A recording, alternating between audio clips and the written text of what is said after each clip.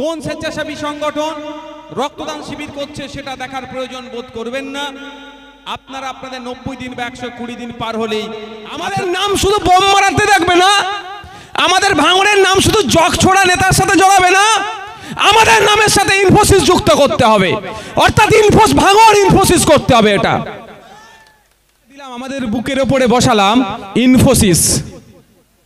ইনফোসিস গো হাতিশালাতে আমাদের ভাঙড় বিধানসভার মধ্যে পড়ছে না, কিন্তু নাম কি দিয়েছে?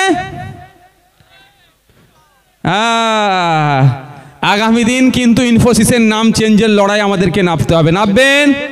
কারা কারা নামবেন হাত তুলেন।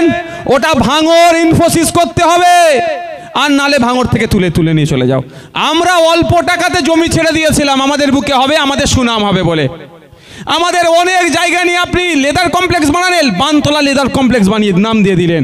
ওখান থেকে বানতলা কত দূরে, ওটা ভাঙড় লেদার কমপ্লেক্স হওয়া দরকার ছিল। ইনফোসিস একটা ভালো, প্রচুর বাইরে থেকে লোকজন কাজ করবেন, এখানের লোক কাজ করবেন, যাই করবেন, নাম ভাঙড় ইনফোসিস হলে নামটা ভাঙড়ের সুনাম হবে। কিন্তু এরা চাই না ভাঙড়ের সুনাম, সবসময় ভাঙড়কে এরা মারামারি হানাহানি দেখাতে চাই।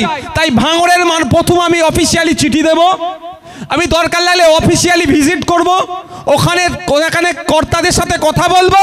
যদি সোজা আঙুলে ঘেনা ওঠে আমরা আঙুল বেঁকিয়ে ঘি তুলবো, অর্থাৎ নামটা চেঞ্জ করবো ওখানকারের। আমার সাথে কারা কারা যাবেন? যদি না যান আমি একাই যাব, কিন্তু গেটে গিয়ে বসবো। আমাদের নাম শুধু বোম মারাতে দেখবে না, আমাদের ভাঙড়ের নাম শুধু জগছোড়া নেতার সাথে জড়াবে না, আমাদের নামের সাথে ইনফোসিস যুক্ত করতে হবে, অর্থাৎ ভাঙড় ইনফোসিস করতে হবে। এটা ছাড়বো না, কিন্তু আমি ছাড়বো না, আপনাদের বলে যাচ্ছি। প্রথমে অফিসিয়ালি দুটো করব। তাই বন্ধুগণ, আমিরুল একটা ভালো কথা বললো, ওই পয়েন্টটা ভুলে গিয়েছিলাম, আমি প্রথম থেকে বলবো ভেবেছিলাম। তো এখন আপনাদের সামনে বক্তব্য দেবে আমাদের জেলা কমিটির